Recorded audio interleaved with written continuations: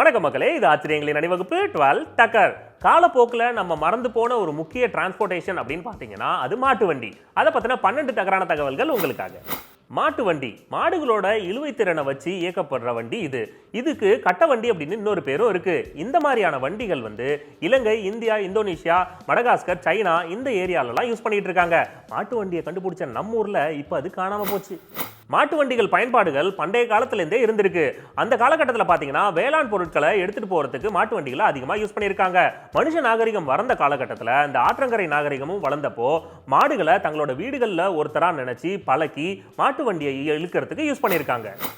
அந்த காலகட்டத்தில் மாட்டு வண்டி முக்கியமான டிரான்ஸ்போர்ட்டேஷனாக இருந்திருக்கு.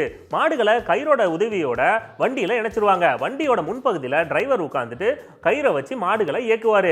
பின்பகுதியில் பயணிகள்லாம் உட்காந்துருப்பாங்க. வெயிட் அதிகமாக போச்சு, நம்பர்ஸ் அதிகமாக போச்சு அப்படின்னா அந்த டிரைவர்ஸ் நின்றுக்கிட்டே கூட வண்டியை ஓட்டுவாங்க. அந்த காலகட்டத்திலேயே ஷேர் ஆட்டோ ஓட்டியிருக்கீங்க. விவசாயம் அப்படின்ற ஒரு விஷயம் உருவாகிறப்ப மாடுகளையும் உழவு தொழிலுக்கு பயன்படுத்தியிருக்காங்க.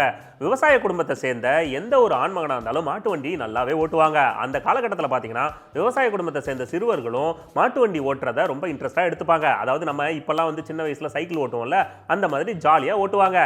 நாங்கள்லாம் பொங்கல் டைமில் ஓட்டுனது. மாட்டு வண்டியோட டிசைன் பார்த்தீங்கன்னா அதோட யூசேஜை பொறுத்து டிஃபரன்ஷியேட் ஆகும். பெருமளவு பார்த்தீங்கன்னா மரத்தை வச்சு யூஸ் பண்ணுவாங்க. கொஞ்சோண்டு இரும்பையும் அதில் மிக்ஸ் பண்ணிப்பாங்க. அது மட்டும் இல்லாமல் சின்ன சின்ன ஊர்களில் பார்த்தீங்கன்னா அந்த மாட்டு வண்டிகள் செய்யறதுக்காகவே அதுக்குன்னு ஸ்பெஷலாக ஆசாரிகள் இருப்பாங்க. இப்போல்லாம் மாட்டு வண்டிகள் செய்யறதுக்கும் ஆள் கம்மியாயிடுச்சு, அதை ஓட்டுறதுக்கும் ஆள் கம்மியாயிடுச்சு. அந்த காலகட்டத்தில் பார்த்தீங்கன்னா இந்த மாட்டு வண்டியில் பயணிகள்லாம் உட்காந்து போகிற இடத்துல மட்டும் கூரை மாதிரி வடிவமைச்சிருப்பாங்க. அதுக்கு பேர் கூட்டு வண்டி. அந்த டிசைனில் இருக்கிற வண்டிகள்லாம் அந்த காலகட்டத்தில் நிறையவே யூஸ் பண்ணியிருக்காங்க. நம்ம கூட படங்களில் பார்த்துருப்போம், இந்த பண்ணையாருங்கள்லாம் வருவாங்கள்ல, அந்த மாதிரி.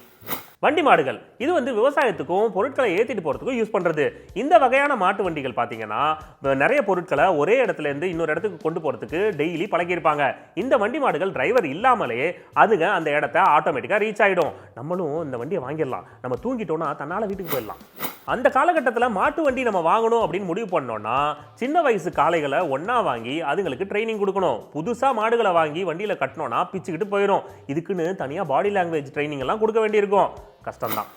நுகத்தடி இதுதான் வண்டியில் மாடுகளை பூட்ட யூஸ் பண்ணுற நீளமான தடி. இந்த நுகத்தடியில் பார்த்தீங்கன்னா 2 பக்கமும் ஹோல்ஸ் இருக்கும். அதில் மாடுகளை செட் பண்ணிட்டு ஒரு ஹோல்ஸ் வழியாக கயிறை விட்டு இன்னொரு ஹோல்ஸ் வழியாக அந்த கயிறை லாக் பண்ணிடுவாங்க. இந்த மாதிரி பண்ணுறதுனால மாடுகள் வண்டியை இழுத்துட்டு போகும்போது அந்த நுகத்தடியிலேருந்து விலகி போகாமல் சேவ் ஆகிடும். வட்டை ஒரு சக்கரத்தை டிசைன் பண்ணுற வளைந்த அமைப்புடையது. 6 வட்டைகள் சேர்ந்து தான் ஒரு சக்கரத்தை டிசைன் பண்ணோம். அது மட்டும் இல்லாமல் இந்த வட்டைகள் வழியாக தான் அச்சும் நடுவில் கிராஸ் ஆகுது. இந்த அச்சு மூலியமாக தான் சக்கரங்கள் சுழலுது. தோற்றத்தில் பார்க்கறதுக்கு சாதாரணமாக தெரிஞ்சாலும் மாட்டு வண்டியை செய்யறதுக்கு இந்திய மதிப்பில் ரூபாய் 15,000 செலவாகும். அது மட்டும் இல்லாமல் இந்த மாட்டு வண்டிகள் எல்லாம் இந்த சேறு மணல் பாங்கான இடத்துலலாம் மாட்டிக்குங்க. அதை தாண்டி இந்த கூடு மாட்டு வண்டி இருக்கு இல்லையா, அதோட கூடுகள் எல்லாம் இரும்புல செய்கிறாங்க. இவ்வளோ செலவாகுமா? விவசாயிங்க வீட்டில் விவசாயத்துக்கு பயன்படுத்துகிற காளை மாடுகளை தான் வண்டி இழுக்கவும் யூஸ் பண்ணுறாங்க. எந்த காரணத்து கொண்டும் பசுமாடுகளை அதில் பூட்டுறதே கிடையாது. அது மட்டும் இல்லாமல் இந்த காலகட்டத்தில் பார்த்தீங்கன்னா அந்த அக்ரிகல்ச்சரில் நிறைய டெவலப்மெண்ட்ஸ் ஆனதும் கூலித்தொகையும் அதிகமாக இருக்கிறதுனாலையும் மாடுகளை வீட்டில் வளர்க்குறதுக்கோ இல்லை வாடகைக்கு விடுறதுக்கோ நிறைய பேர் தயாராக இல்லை. அது மாதிரி இந்த மாடுகளையும் மாட்டு வண்டிகளையும் நம்ம காப்பாற்றணும். ஓகே மக்களை, மீண்டும் சந்திப்போம். இது ஆச்சரியங்களின் அணிவகுப்பு 12 டக்கர் வித் மீ, உங்கள் துரைராஜ் ஜெயசீலன்.